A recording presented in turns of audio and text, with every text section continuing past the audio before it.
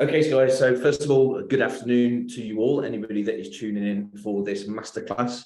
First of all, I'd like to introduce myself. My name's Steve Humphreyson, and I am the founder and managing director of Sense, the hospitality agency.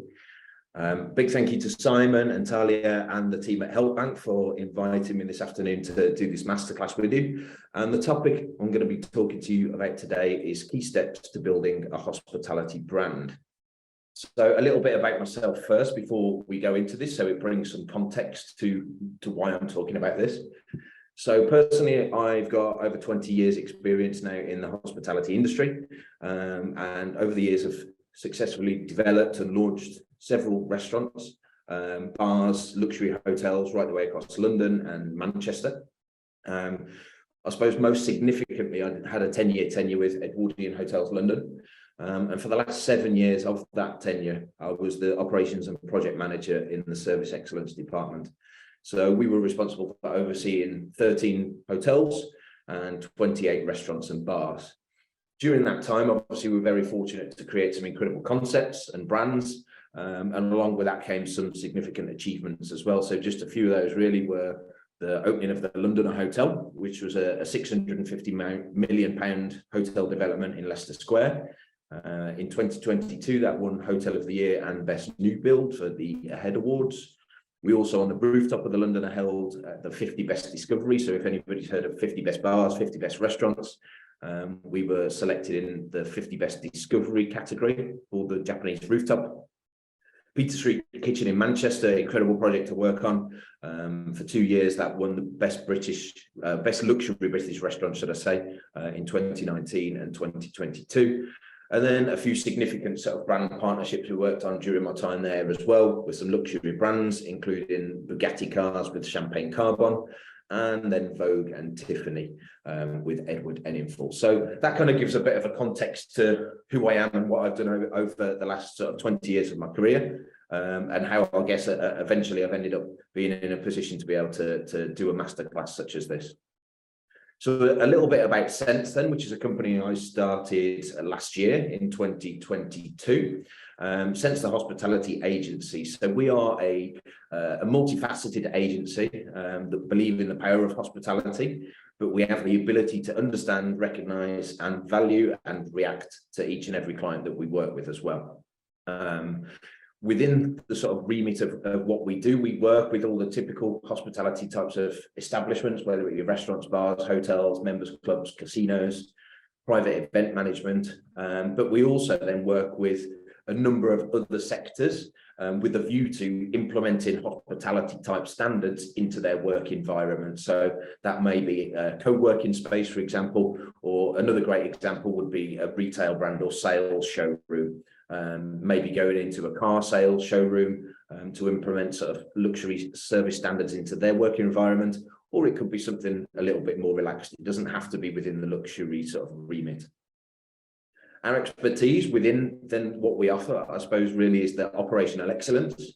We also do menu development, food and beverage, especially cocktail development, reservations and guest journey, concept development from start to finish.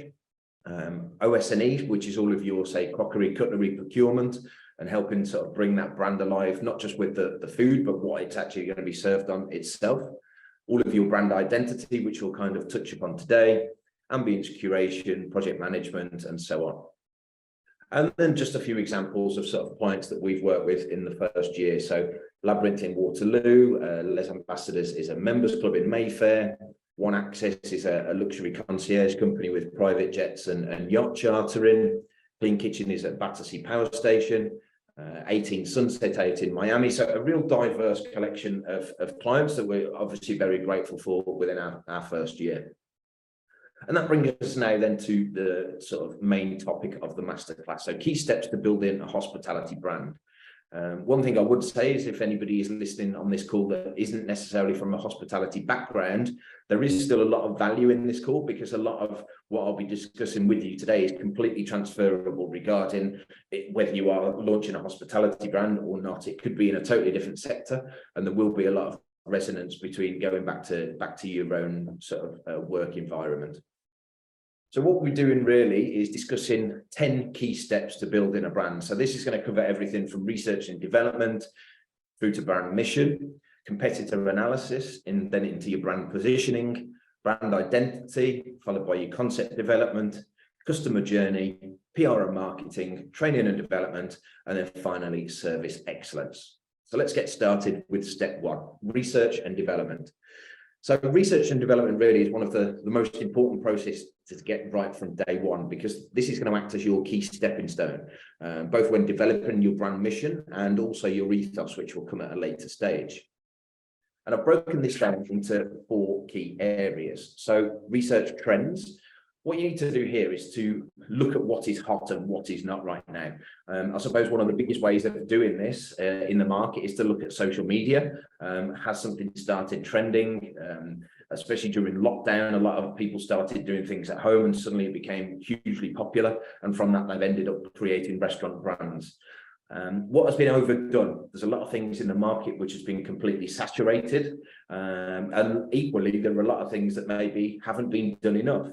And if something hasn't been done enough, then this is certainly an opportunity to what I call sweat the asset. And what I mean by that is that, you know, you've seen an opening in the market. Maybe there are people that are doing it. But as the next point you'll see here, what has been done and what has not been done so well. Perhaps there are people out there doing what you would potentially like to do, but you've seen an opportunity because they're not executing it as well as they perhaps could do. And actually you think that you could execute it better. Next up, we've got the target audience. So by target audience, this is what demographic you're looking to target, basically. So where are they based? As an example, you might be doing something that's very much a neighborhood hospitality brand, or you might be doing something which is more central to central London, for example. And obviously with that, you will have a key demographic. Are you appealing to people maybe that are coming after work? Are you appealing to business lunches? Are you appealing to weekend brunches? That will completely depend on what your target audience is going to be. And actually, more often than not, it should really be a whole mixture of 2 or 3 different demographics. What you certainly don't want to do is to sort of branch yourself out of the market by only targeting one type of demographic, because then you're never really going to appeal to somebody else. We also need to think about what their interests are, and of course, how big is their audience share. And then finally, we go on to be inspired. So who do you admire? There's a lot of restaurants I certainly admire and operators and hospitality venues, whether it be a hotel, restaurant, bar, gyms even. Who do you admire and who do you aspire to be like? This is certainly where you maybe take inspiration from. You might have seen something on your travels. Perhaps you've recently been to, I don't know, say Marrakesh in Morocco. You've been to an incredible restaurant and you'd like to bring a slice of that back to the UK or wherever that you're looking to create your hospitality brand. And then finally, why did it inspire you? So what was it about this brand that you sort of resonated with? What was it that you saw something interested about the brand itself? And what makes you want to then bring a slice of that back to wherever it may be? And then the last part on this is being creative. I'm just going to move the screen across to here. So being creative. So this is where you're going to create your mood board. What I would want you to do and suggest that you do it here is to think big. The reason I say that is that there is no right and there is no wrong, but it's actually much better to think big and scale everything back as opposed to actually thinking very small scale and then wishing that you'd done it on a much bigger scale at a later date. A little bit of a random one, but if your business was a colour, what colour would it be? You may have noticed already that in this presentation itself, my own brand standards, we've got very monochrome sort of colours, so the greys, the whites and the blacks. That's a colour that represents my brand for Sense Hospitality, but it could be any colour at all. So what kind of colour would your business be? It doesn't mean necessarily the logo, but if you were to play on emotions and what you want to evoke, how do you see that brand being positioned?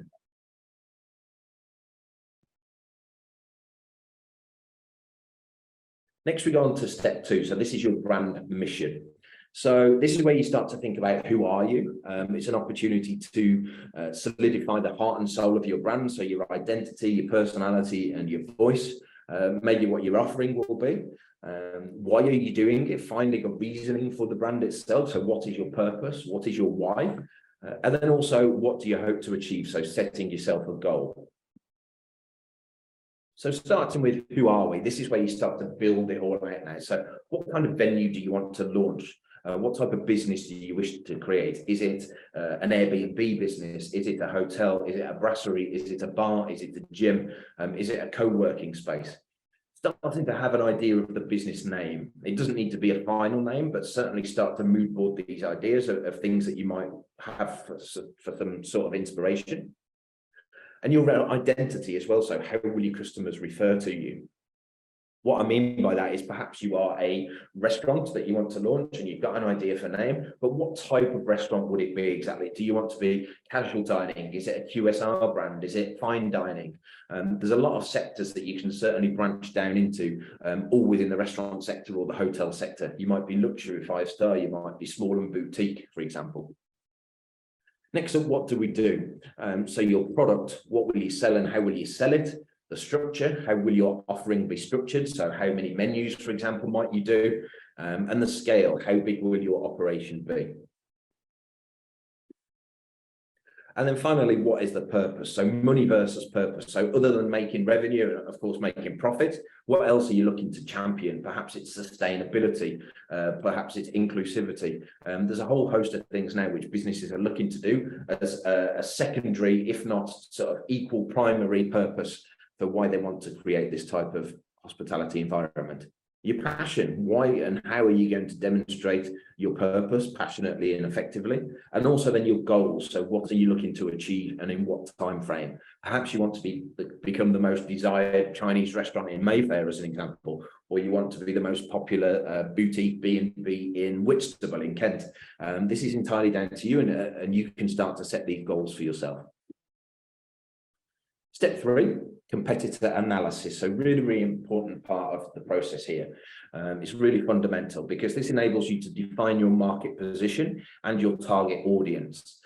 From the brand mission, which we've just discussed, this will enable you to kind of define the niche, as I've put here, that the concept will sit in. And when you've discovered your niche, this will allow you to sort of then establish who the competitors are within that niche. So who are the competitors? What do they do, for example?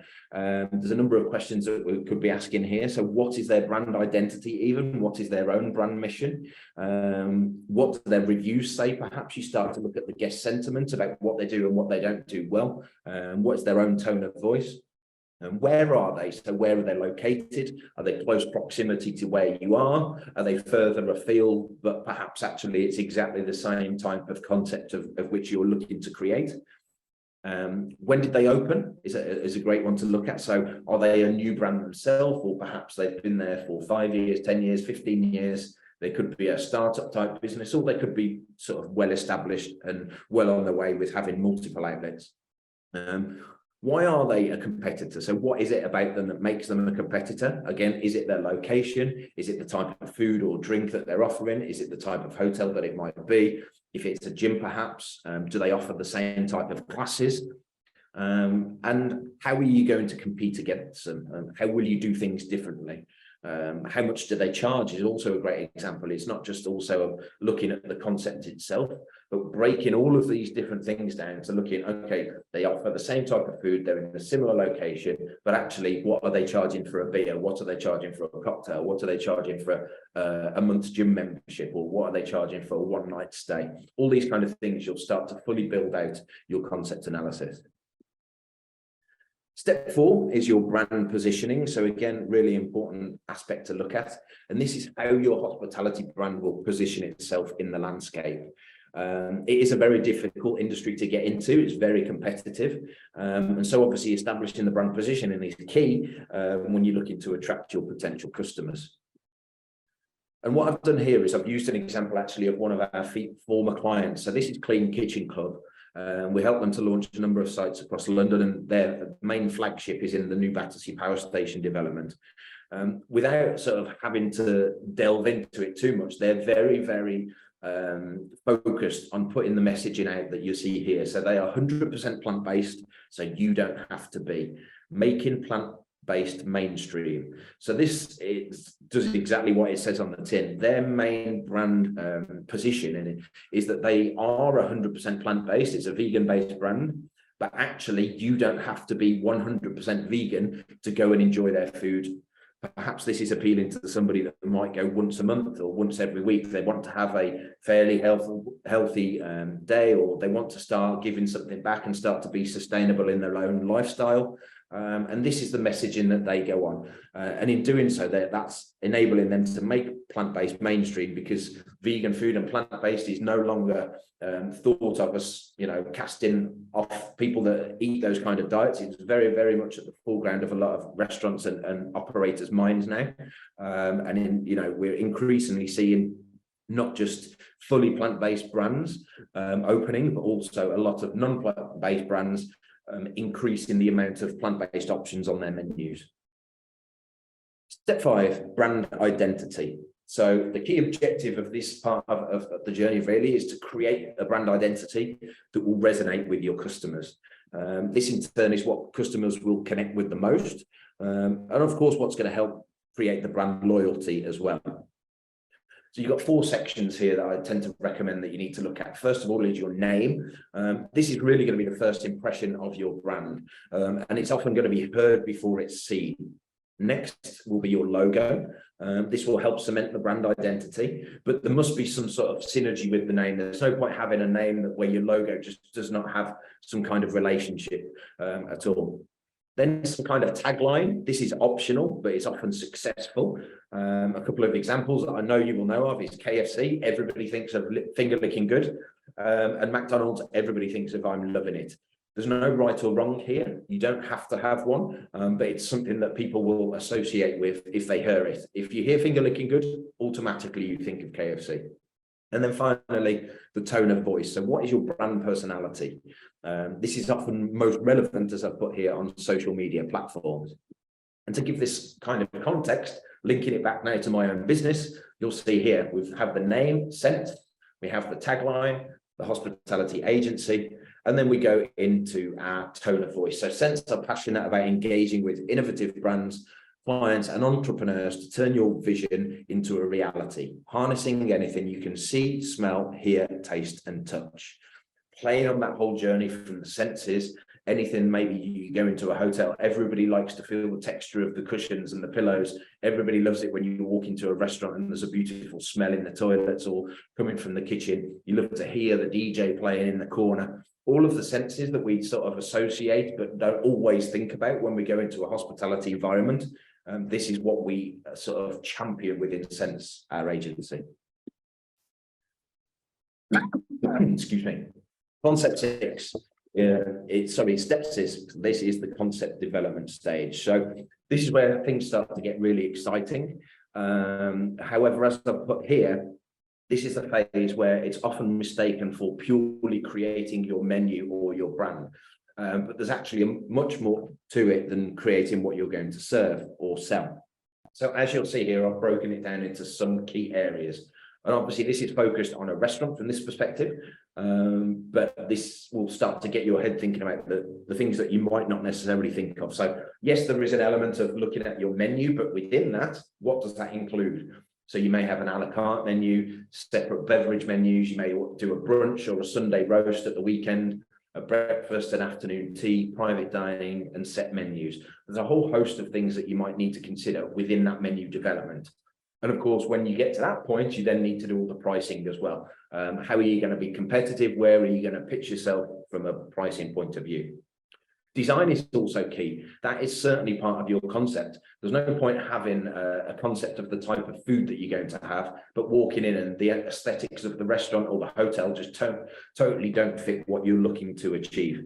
So your floor plans, your kitchen, your front of house, your back of house, how is that concept sort of displayed through the whole experience, whether I walk into the hostess desk or to the hotel or to the gym, the interiors, the textures, the key features. This is what we call the FF&E, fixtures, fittings and equipment.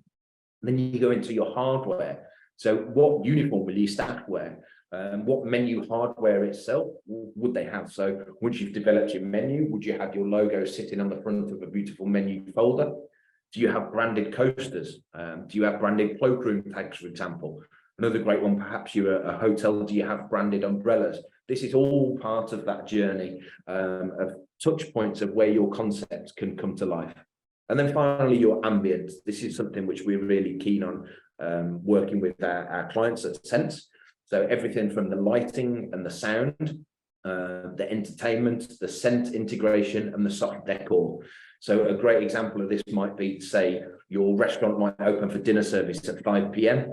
And it closes then at midnight, but your lighting, as your lighting during the evening comes down, perhaps as it comes down, the sound of the music goes up. So it starts to create that more ambient sort of vibe in your establishment. And this really is just a bit of a mood board of how that could look.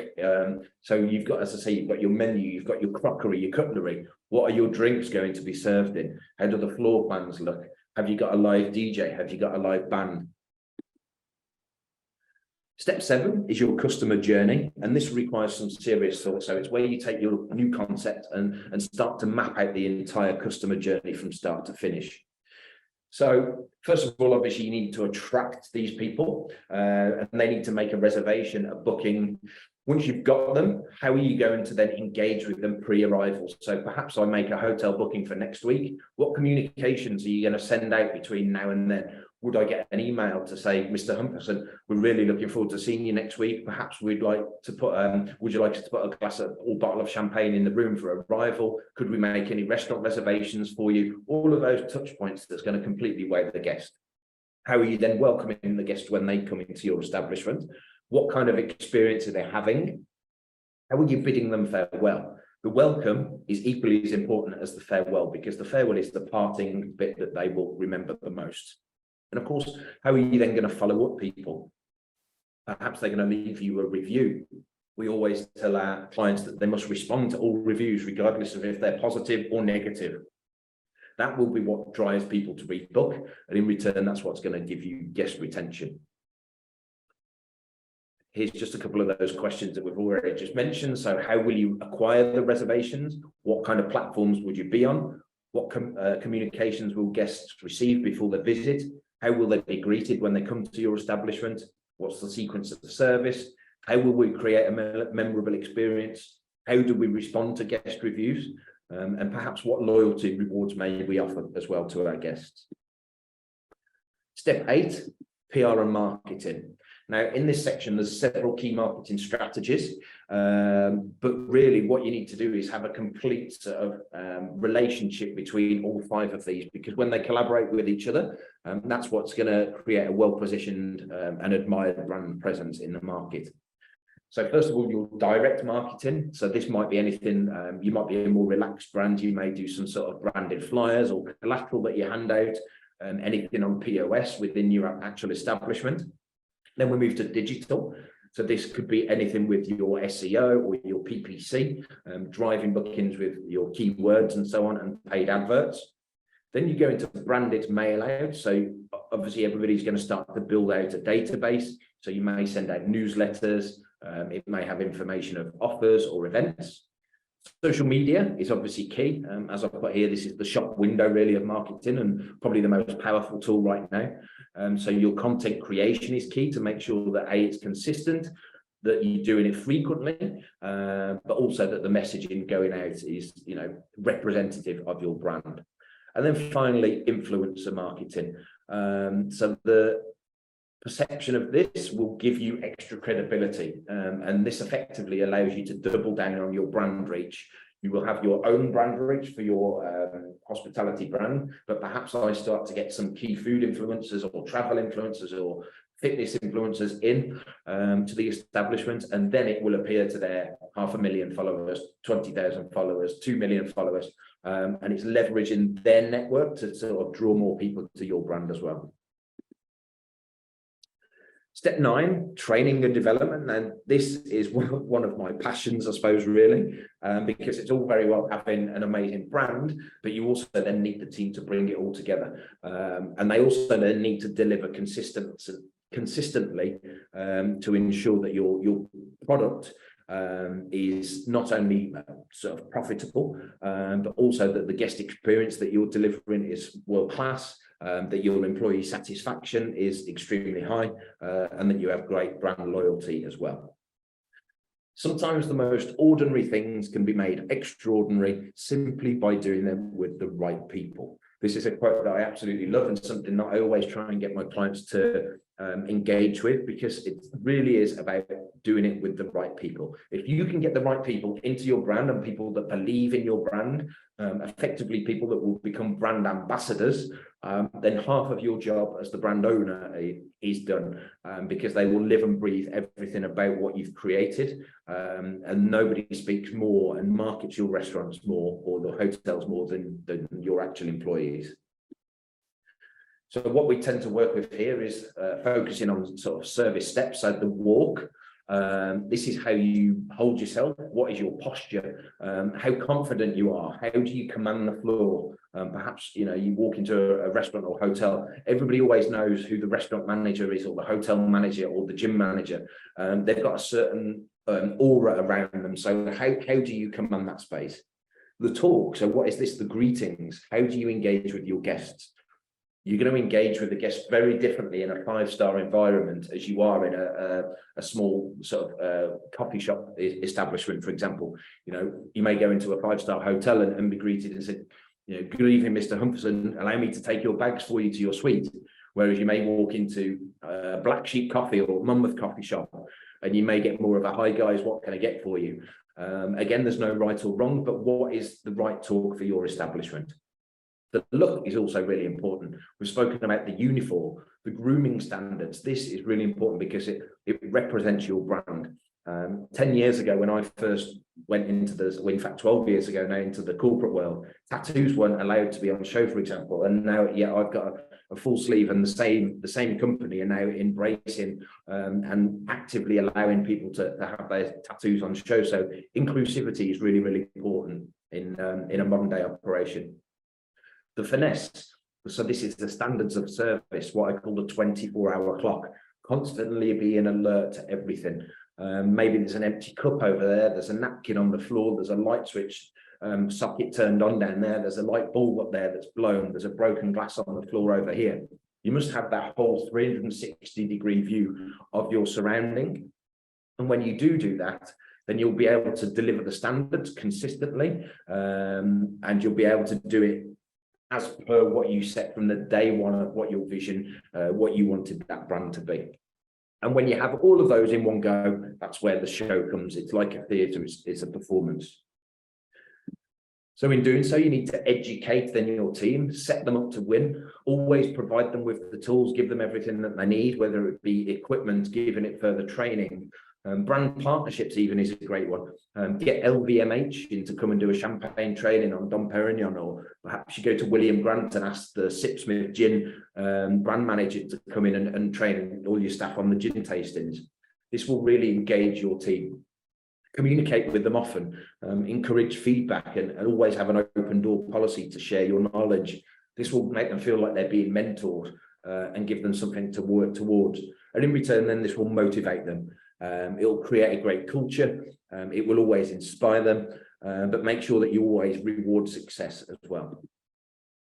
And I suppose from here, where this then develops into is a whole cycle, which goes round and round and round the further training that you give within your brand. So by giving your team the right training, that's going to give them the best product knowledge that they can have. They'll know your product inside out and be able to sell it to anybody and everyone. Once they're able to have that and hold that knowledge, they're able to anticipate the guest's needs, regardless of what the establishment is. And by anticipating the guest needs, that just gives your entire team the best confidence they can have in their role. They walk in every single day knowing that they're set up and they can act on that floor or wherever they may be and perform their very best. When they do so, that's when they'll be delivering exemplary service standards, And obviously, as a result of that, you'll have 100%, or hopefully have 100% guest satisfaction. You could also argue, and it most certainly should be the case, that you'll also have 100% employee satisfaction as well. And when you do, that's what will build your brand power. And of course, as soon as you've got a powerful brand, that really is going to drive new business, but it's also going to increase the retention of existing customers as well. So you'll be attracting new clients, but you'll also be holding on to existing clients as well. And that's really what's going to give you the most revenue and the profit. And then finally, step 10 is the service excellence itself. So we are what we repeatedly do. Excellence, therefore, is not an act, but a habit. A beautiful quote from Aristotle. So again, this is absolutely living and breathing what you do. It's not an act, it's a habit. The more you do it, the more you become accustomed to it, you completely forget, and it's just part of your everyday DNA.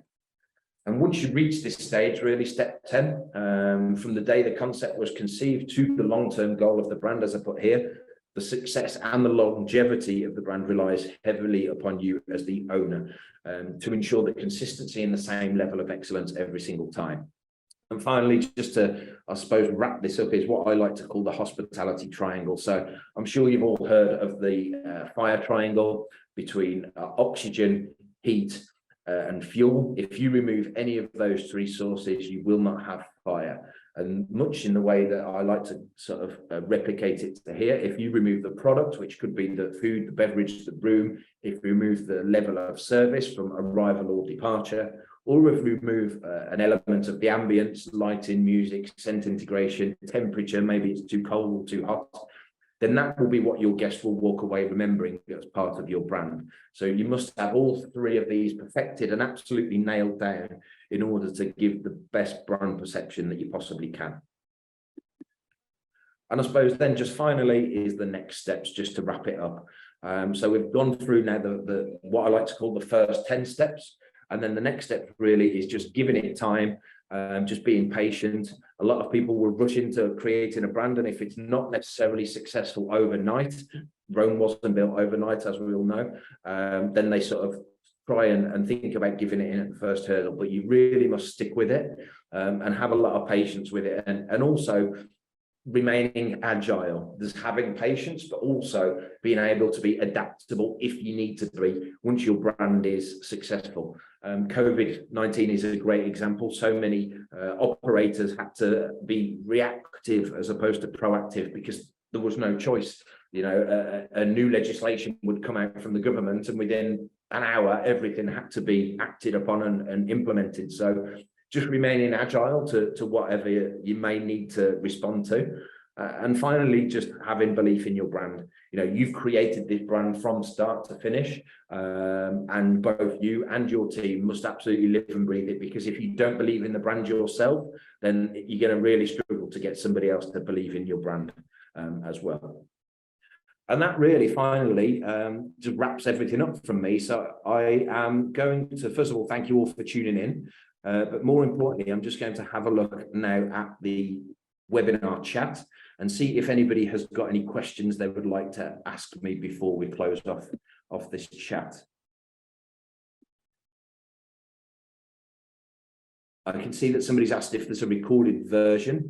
Yes, this is going to be recorded. As HelpBnk have put here, this will be uploaded to YouTube. So if anybody wants to have a hard copy of this, then you'll be able to see it there as well.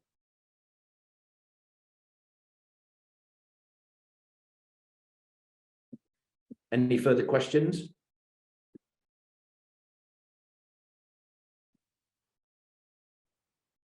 Hi, Karishma. Tips on researching the local food preferences and tailoring recipes according to it. I would say one of the first things to do really is, if you're looking at a local area, one of the first things to do, whether people use it or not, is always to look at review sites. So Google reviews, TripAdvisor, perhaps it's Open Table reviews or seven Rooms reviews, any of the booking channels.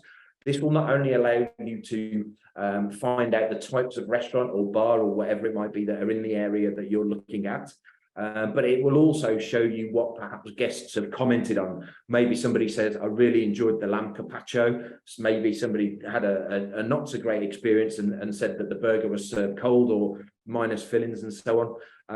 So that will completely allow you to sort of embrace who is in the local area and also see what is hot or not, like I mentioned it before. And from there, that would then allow you to tailor your recipes accordingly. If you see that there's a certain area where, let's pick vegan food, for example, or plant-based, that it might predominantly be quite popular, or actually you're in an area where there's a lot of grab-and-go foods, people just want to get a quick bite to eat for lunch in a very business-orientated area, you want to be looking at those types of recipes that will tailor to those guests. Let's have a look here. So who else do we have?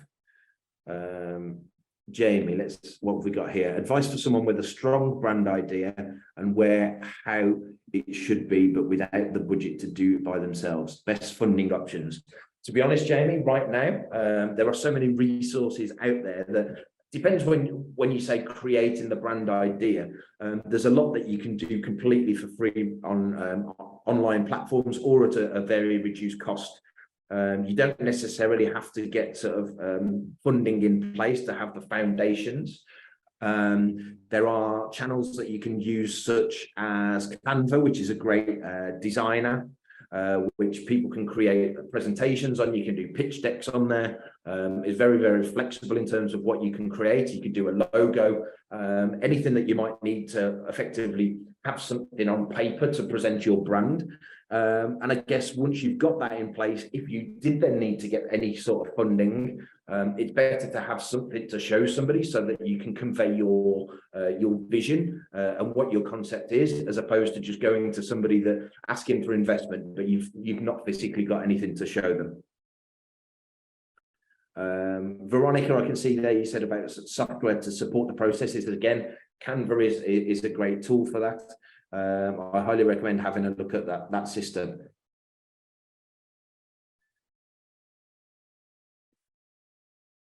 SW, do you teach courses? This is actually the first masterclass that I've done since launching Sense. But I do a lot of training and development with our clients. If we have a new brand that's opening, I'll actively be within their team creating the service standards itself. So I suppose from a teaching perspective, there's a lot that I do, but I'd certainly be keen, and obviously thanks to HelpBnk for asking me and inviting me to be part of this course today. If that's something that you'd be interested in doing, it is something that I'm considering doing more often. And so by all means, if you'd like to drop me a message, HelpBnk have put a link just there to my LinkedIn page and to my website. So if you'd like to reach out, it's certainly something we could discuss in more detail.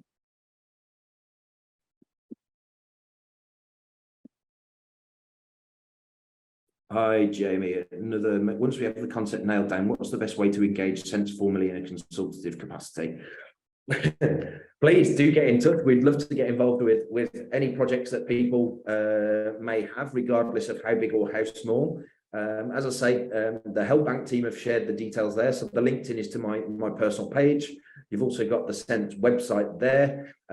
You'd be able to submit a contact request via the website, or you can send me a DM on LinkedIn, or just the info@sense.agency will also come through to me as well. Failing that, we're also on Instagram, so you can also send me DMs there on Steve Humpherson or on the Sense page as well. I'd love to hear more about what you have in mind, Jamie, and we can sort of certainly be part of that process, regardless of how soon or how late in the process it may be for you. I did see one more question, I think, that I missed. Was there Annie Vega? Hi, Annie. Sorry I missed you earlier.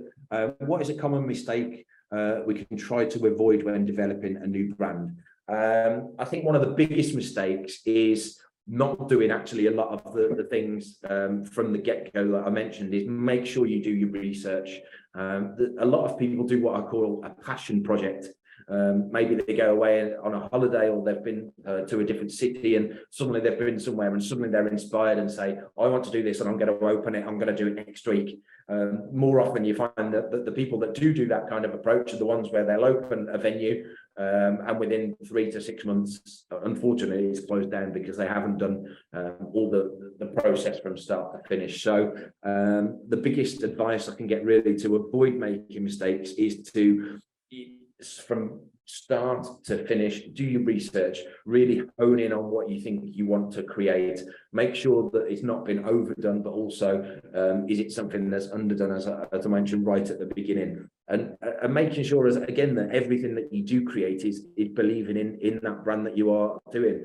I've met a number of people in the past where they I suppose I call it talk the talk, but they don't walk the walk. They're very good salespeople. But actually on paper it sounds great, but when you deep dive into it, the financials, the actual concept plan, there's unfortunately no legs into it. So I hope that helps.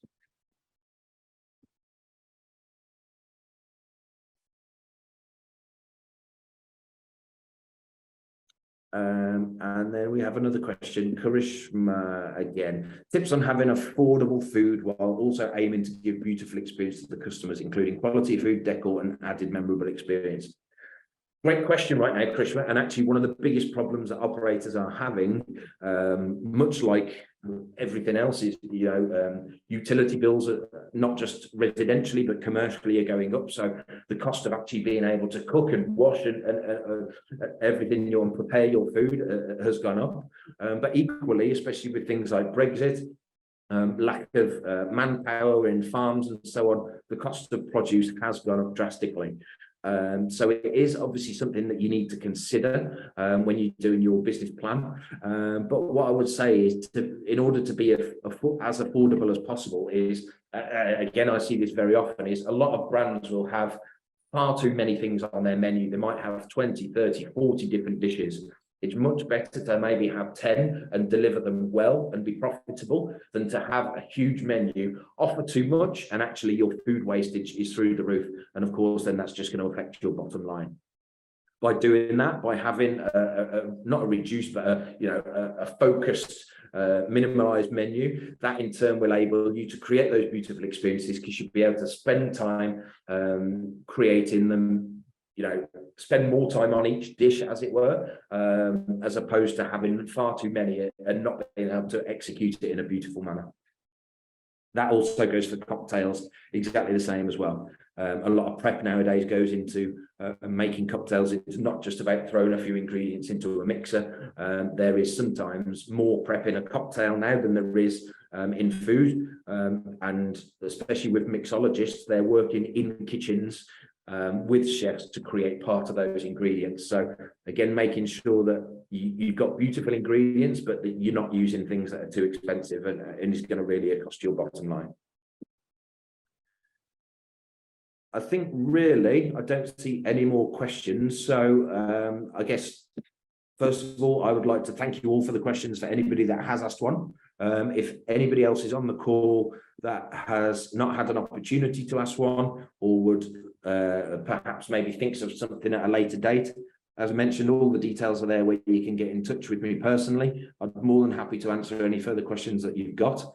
Thank you for attending again, and thank you also to Simon and to Talia at HelpBnk for helping to organise this masterclass. So thank you all again. Hope you have a great day and enjoy the rest of your week. Cheers, guys.